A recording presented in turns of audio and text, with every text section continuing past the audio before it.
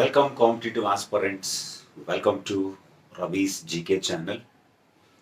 Daily current అఫైర్స్లో భాగంగా చాలా ముఖ్యమైనటువంటి మరికొన్ని కరెంట్ అఫైర్స్ 2024 ఆగస్టు 4 తేదీ పాయింట్ ఆఫ్ వ్యూలో జరిగాయి. వాటిని ఈ వీడియోలో మనం డిస్కస్ చేద్దాం. ఆగస్టు 4 2024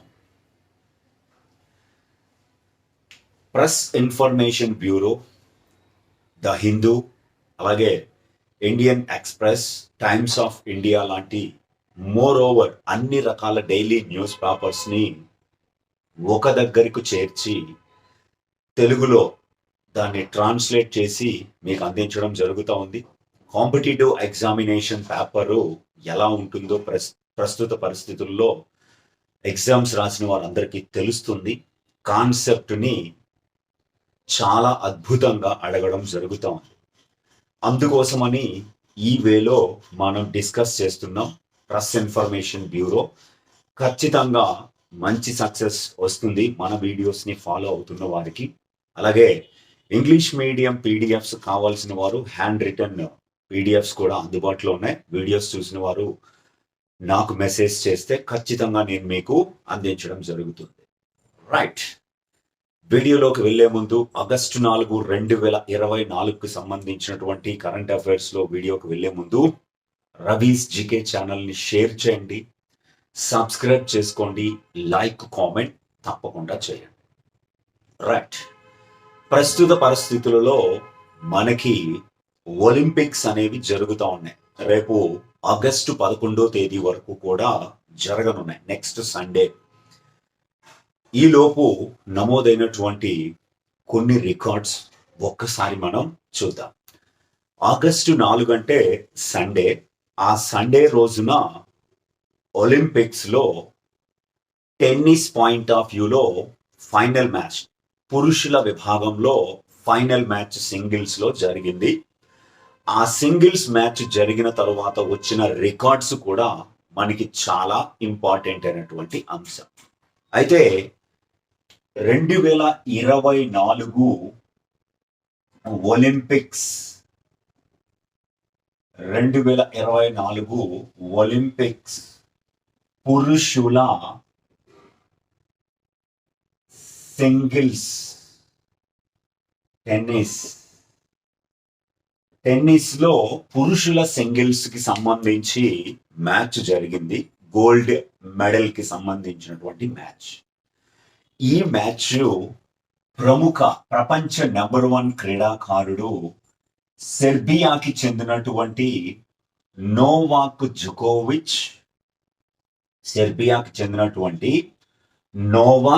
జుకోవిచ్ మరియు స్పెయిన్ దేశానికి చెందినటువంటి కార్లోస్ ఆల్కరాజ్ల మధ్య జరిగింది. నోవాక్ జుకోవిచ్ from Serbia, Carlos Alcaraz from Spain. వీరిద్దరి మధ్య ప్యారిస్లో రోలాండ్ గారోస్లో మ్యాచ్ జరిగింది. రోలాండ్ గారోస్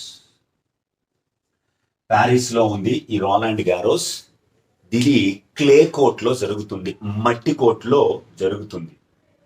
అయితే 37 సంవత్సరాల వయసు ఉన్న సీనియర్ ప్లేయర్ అయిన నోవాక్ జుకోవిచ్, 22 సంవత్సరాలు ఉన్న లేటెస్ట్ యువ కెరటంగా టెన్నిస్లో పిలువబడుతున్న కార్లోస్ ఆల్కరాజ్ల మధ్య సుమారు 3 గంటల పాటు ఈ గోల్డ్ మెడల్ మ్యాచ్ జరిగింది.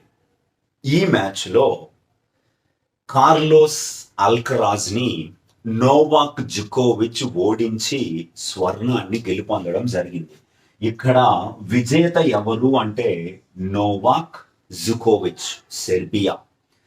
అయితే 7-6 3 సెట్లు, 7-6 2 సెట్లతో నోవాక్ జుకోవిచ్ కార్లోస్ ఆల్కరాజ్ని ఓడించాడు.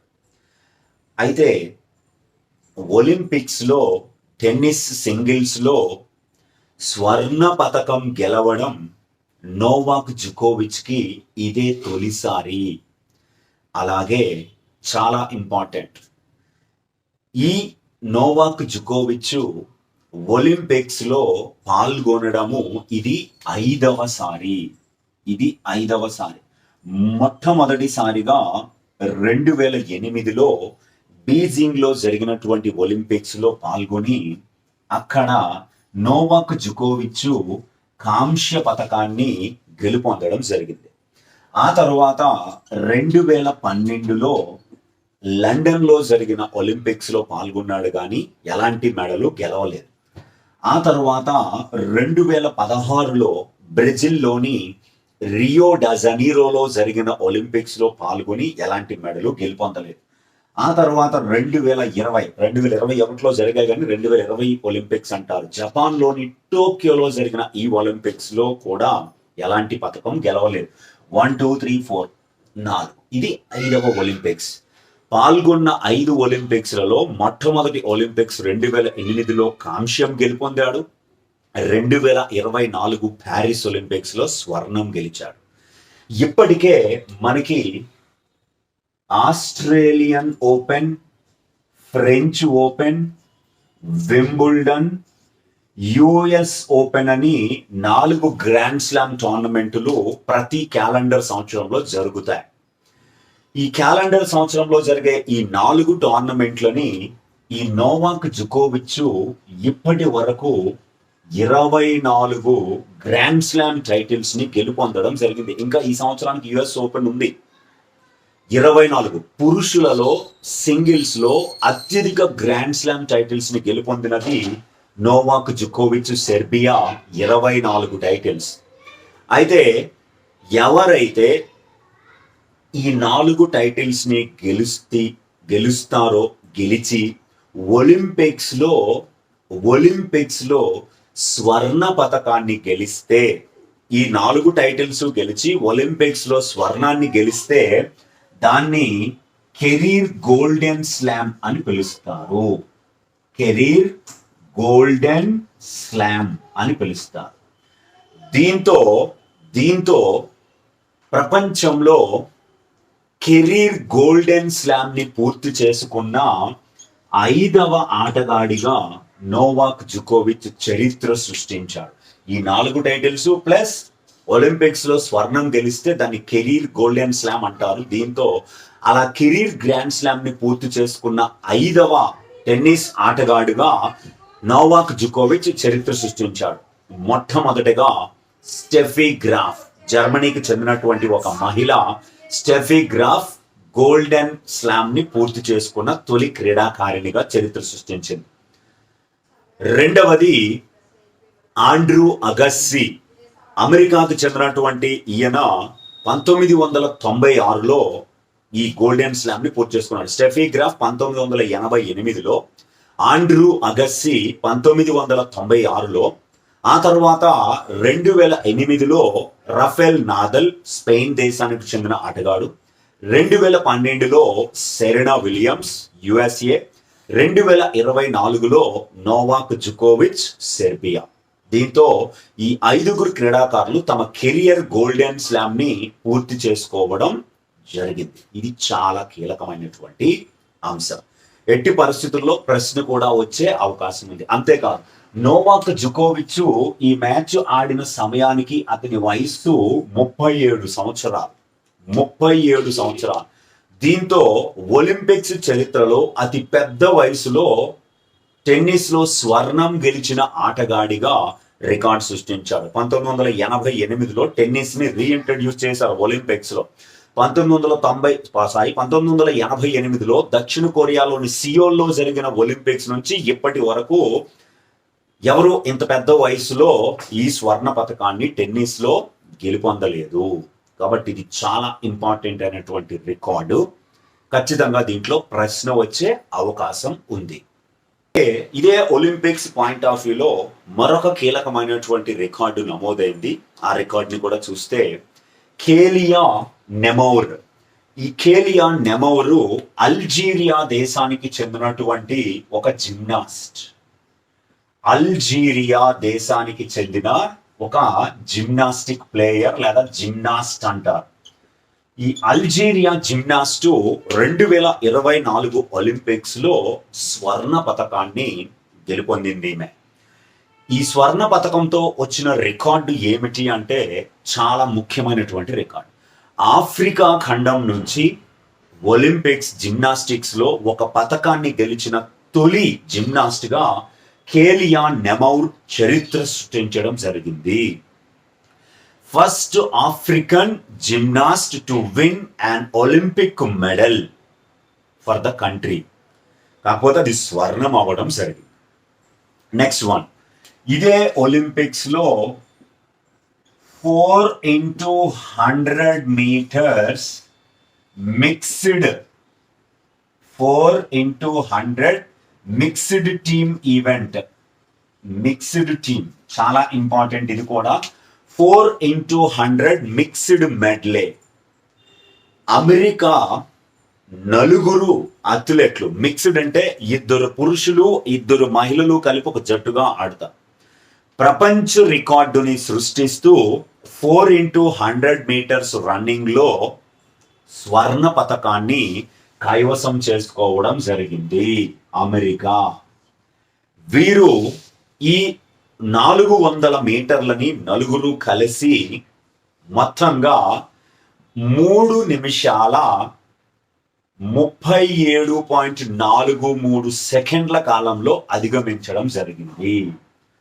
3 నిమిషాల 37.43 సెకండ్ల కాలంలో ఈ 4x100 ని ఫినిష్ చేయడం జరిగింది అమెరికా. గతంలో ఈ రికార్డు జస్ట్ అన్నమాట గ్రేట్ బ్రిటన్ 2020 టోక్యో ఒలింపిక్స్ లో గ్రేట్ బ్రిటన్ నమోదు చేసింది. 3 నిమిషాల 37.58 సెకండ్లతో వాళ్ళప్పుడు బ్రేక్ చేస్తే ఆ రికార్డ్ ఇప్పుడు American 4x100 Ryan Murphy, Nick Fink, Gretchen Walsh and Torri Huske అనే 4 ప్లేయర్స్ వరల్డ్ రికార్డ్ ని బ్రేక్ చేసి 4x100 మీటర్స్ మెడ్లేలో స్వర్ణ పతకాన్ని అమెరికా మిక్స్డ్ టీం గెలుపొందడం జరిగింది. దీని తర్వాత మరొక కీలకమైనటువంటి అంశం, ఇది కూడా స్పోర్ట్స్ రిలేటెడే. థియా లాఫోండ్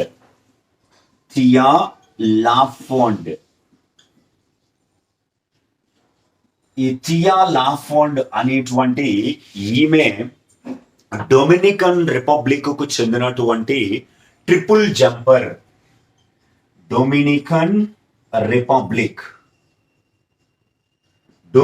కు చెందినటువంటి ట్రిపుల్ జంపర్. ఈమెకి ట్రిపుల్ జంపింగ్ లో స్వర్ణ పతకము గెలుపొందడం జరిగింది. ఆగస్టు 3, 2024న ఒక స్వర్ణ పతకాన్ని ట్రిపుల్ జంపింగ్ లో 15.02 మీటర్ల దూరం దూకి జంప్ చేసి ఆ డొమినికన్ రిపబ్లిక్కే తొలి పతకాన్ని థియా లాఫోండ్ అందించడం జరిగింది. చాలా చాలా ఇంపార్టెంట్. ఇది డొమినికన్ చరిత్రలోనే ఫస్ట్ మెడల్ స్వర్ణ పతకం అయింది. చాలా చాలా చాలా ఇంపార్టెంట్ అయినటువంటి అంశం, ఇది గుర్తుపెట్టుకోవాలి. అలాగే జూలియన్ ఆల్ఫ్రెడ్, ఇదే ఒలింపిక్స్ పాయింట్ ఆఫ్ వ్యూలో Julien Alfred Saint Lucia, Caribbean దేశమైనటువంటి సెయింట్ లూసియాకి చెందిన రన్నర్. ఈ సెయింట్ లూసియా అనే దేశానికి చెందిన ఈ రన్నరు 100 మీటర్ల మహిళల విభాగంలో స్వర్ణ పతకాన్ని గెలుపొందడం జరిగింది. Julius Alfred. ఈమె 10.72 సెకండ్లలో గమ్యాన్ని చేరుకొని 100 మీటర్లను చేరుకొని ఈ స్వర్ణ పతకాన్ని గెలుపొందడం జరిగింది. సెయింట్ లూసియా అనే ఈ కరేబియన్ దేశానికి కూడా ఇదే ఒలింపిక్స్ తొలి medal. First medal in Olympics for the Saint Lucia. చాలా ఇంపార్టెంట్ అయినటువంటి అంశం, ఇది గుర్తుపెట్టుకోవాలి students.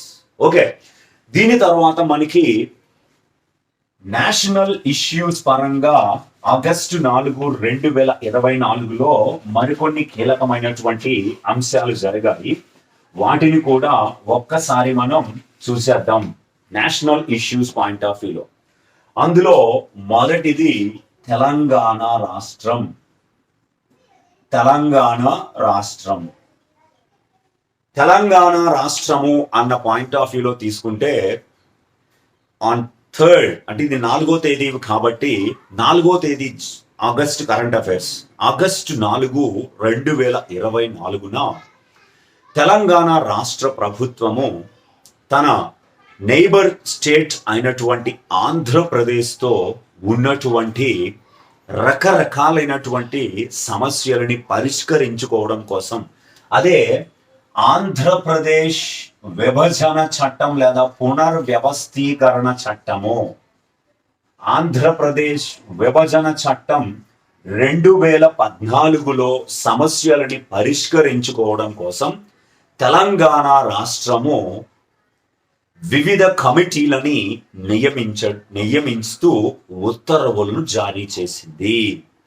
Telangana government has constituted committees of ministers and officials.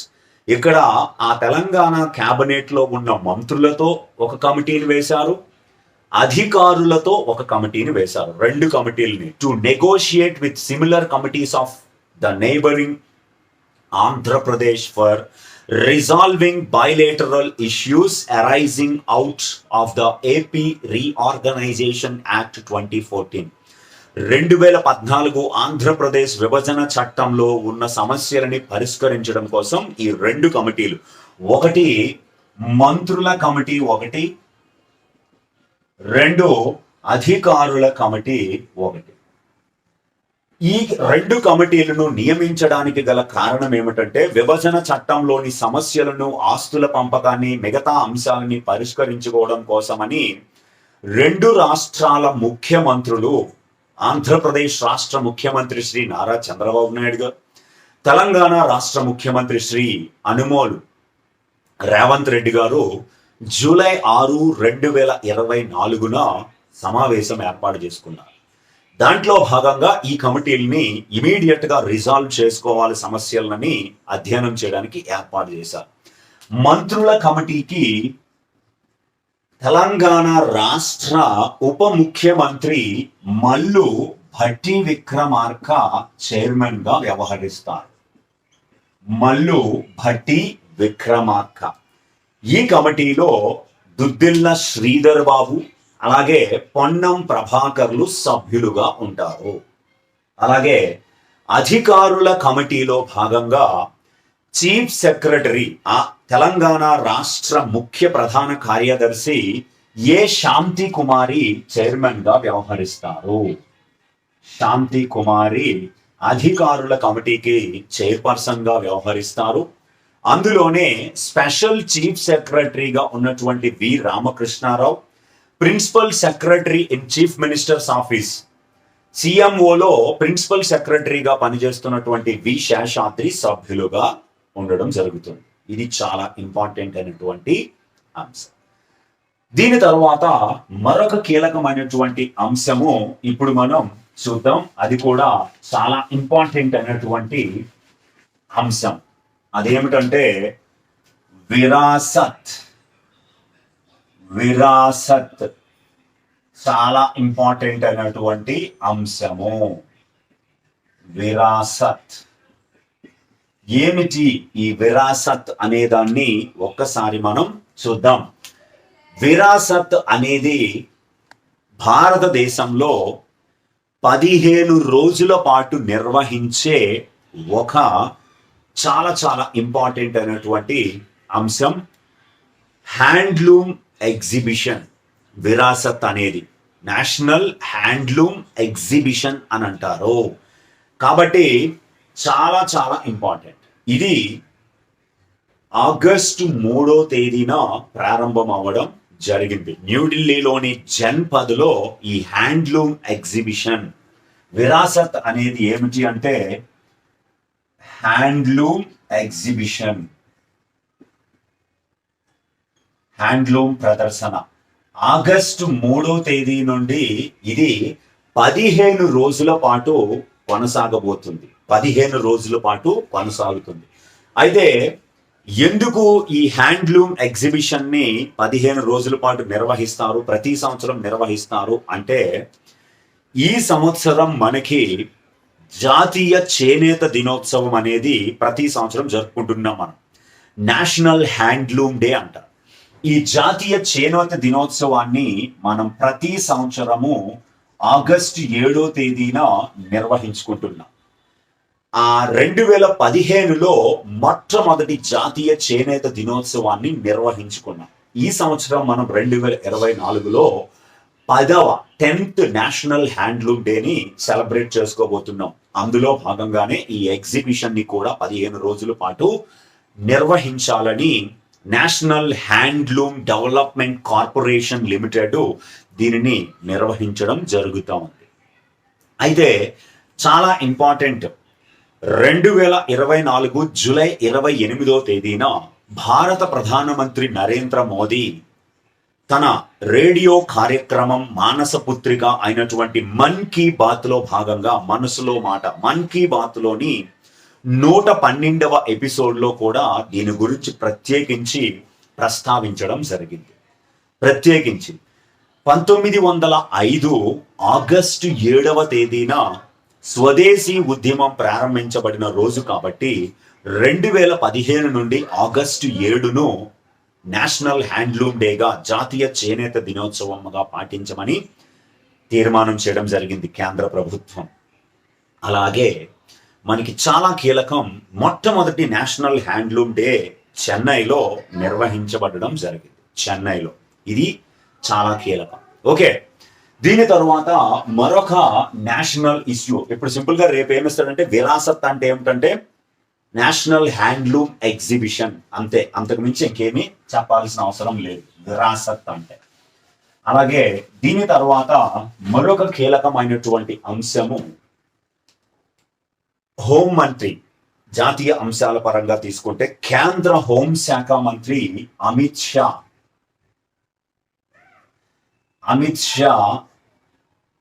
Chandigarh లో రీసెంట్ గా పాల్గొని కొన్ని ప్రారంభాలని చేయడం జరిగింది, కొన్ని ఇనాగ్రేషన్స్ చేయడం జరిగింది. వాటిని ఒకసారి చూద్దాం. కేంద్ర హోం శాఖ మరియు సహకార శాఖ మంత్రి అంటే union minister of home affairs and cooperatives Amit Shah August 4, 2024న చండీగఢ్ లో, ఇది చాలా ఇంపార్టెంట్,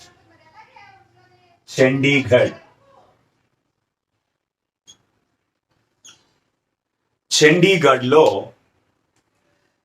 జూలై 1, 2024 నుండి భారతదేశంలో 3 కొత్త చట్టాలని అమలులోకి తీసుకురావడం జరిగింది. ఈ విషయం అందరికీ తెలుసు. ఆ 3 చట్టాలని అమలు చేసేందుకు, సమర్థవంతంగా అమలు చేసేందుకు భారత ప్రభుత్వం అభివృద్ధి చేసిన 4 రకాలైన మొబైల్ యాప్స్ ని రిలీజ్ చేయడం జరిగింది, లాంచ్ చేయడం జరిగింది. 4 మొబైల్ యాప్స్ ని ఈయన అధికారికంగా లాంచ్ చేశారు.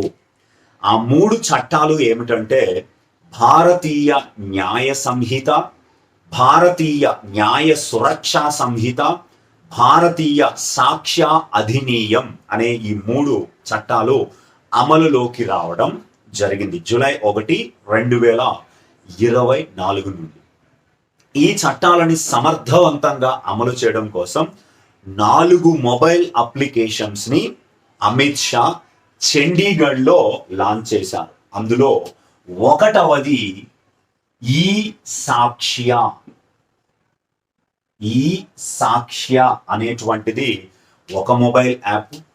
రెండవది న్యాయ సేతు అనేటువంటి ఒక యాప్, న్యాయ సేతు అనేది ఒక app.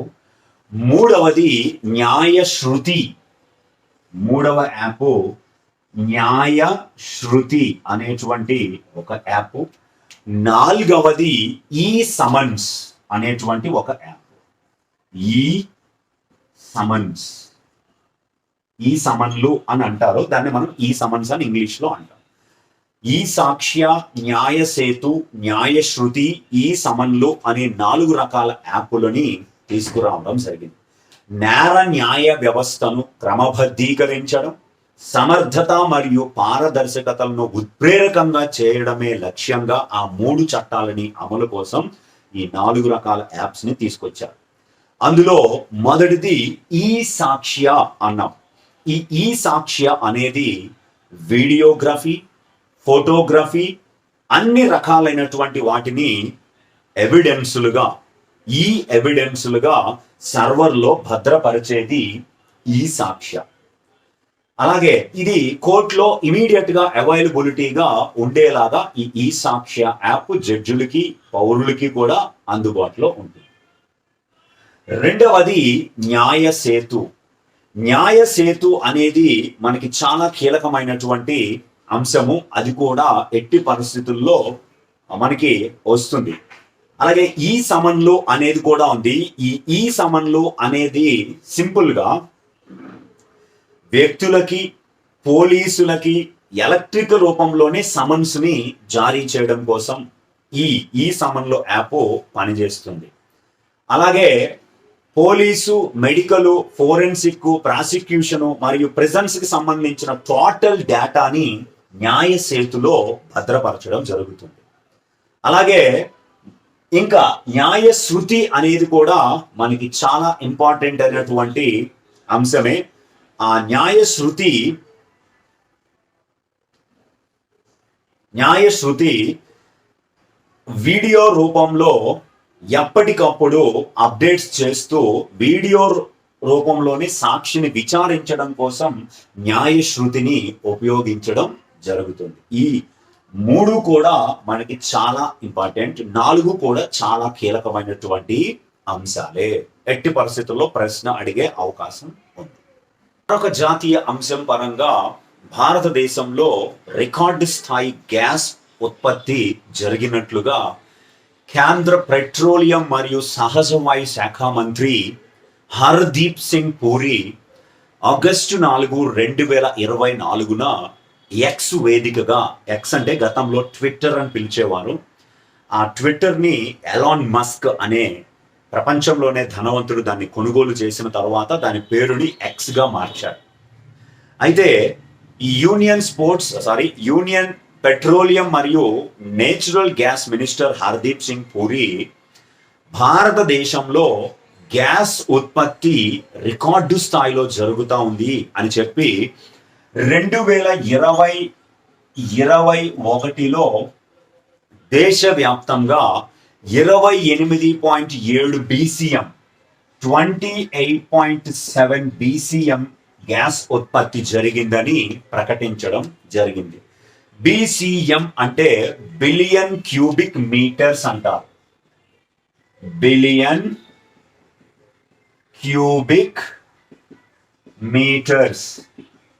28.7 billion cubic meters gas ని 2020-21లో ఉత్పత్తి చేయగా అది 2023-24కు వచ్చేటప్పటికి దేశవ్యాప్తంగా ఈ గ్యాస్ ఉత్పత్తి 36.43 BCM గా నమోదైనట్టుగా ఆయన ఎక్స్ లో ప్రకటించడం జరిగింది. అంతేకాకుండా 2026 నాటికి 45.3 BCMలుగా ఉంటుంది అని ఆయన ఒక ప్రిడిక్షన్ కూడా చేయడం జరిగింది.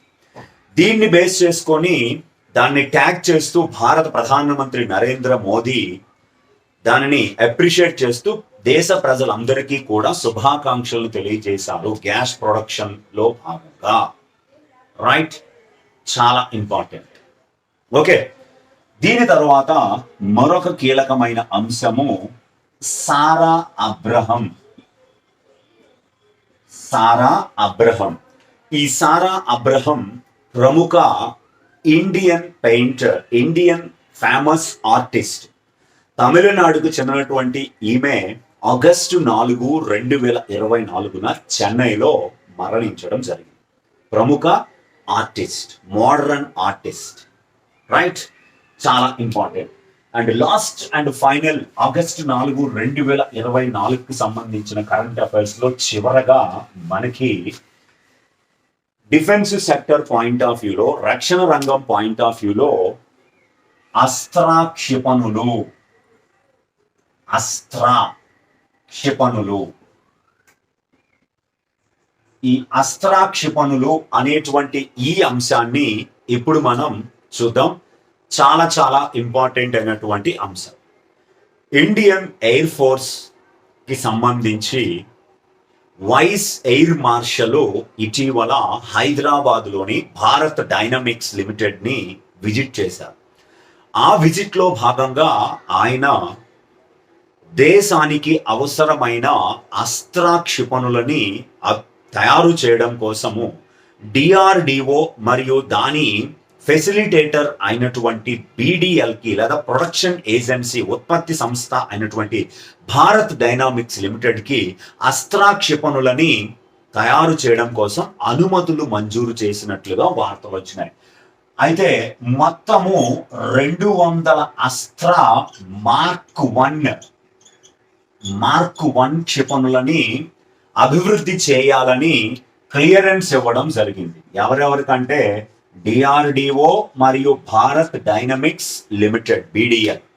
మనకి దీని తరపునే డిఫెన్స్ రీసెర్చ్ అండ్ డెవలప్మెంట్ ల్యాబొరేటరీలో ఈ అస్త్ర క్షిపణులు తయారవుతాయి. మొత్తము దీని విలువ 2900 కోట్ల రూపాయల విలువగా ఈ కాంట్రాక్ట్ ని చెప్పడం జరుగుతూ ఉంది. అయితే ఈ అస్త్ర మిసైల్స్ అనేవి రష్యా నుంచి భారత్ కొనుగోలు చేసిన సుఖోయ్ 30 విమానాల్లో అమర్చబోతున్నారు. భారత స్వదేశీ పరిజ్ఞానంతో తయారు చేసుకున్న LCA light combat aircraft అయినటువంటి తేజస్ లో కూడా ఉపయోగిస్తున్నారు. ఈ అస్త్ర క్షిపణిని మనం చాలా ఇంపార్టెంట్ బివి రామ్ అని పిలుస్తారు. BV RAAM, beyond visual range air to air missile అంటారు. ఈ అస్త్ర క్షిపణులని గగనతలం నుంచి గగనతలంలోకి ప్రయోగిస్తారు. ఇవి సుమారుగా 80 నుంచి 110 కిలోమీటర్ల దూరంలోని లక్ష్యాలను ఛేదిస్తాయి. 20 కిలోమీటర్ల ఎత్తులో ఉన్న లక్ష్యాలని కూడా ఛేదించగలం. ఇవి చాలా ఇంపార్టెంట్ అయినటువంటి అంశాలు. ఆగస్టు 4, 2024కు సంబంధించి గుర్తుపెట్టుకోండి students. Next August 5 current affairs లో మళ్ళీ కలుద్దాం. Thank you.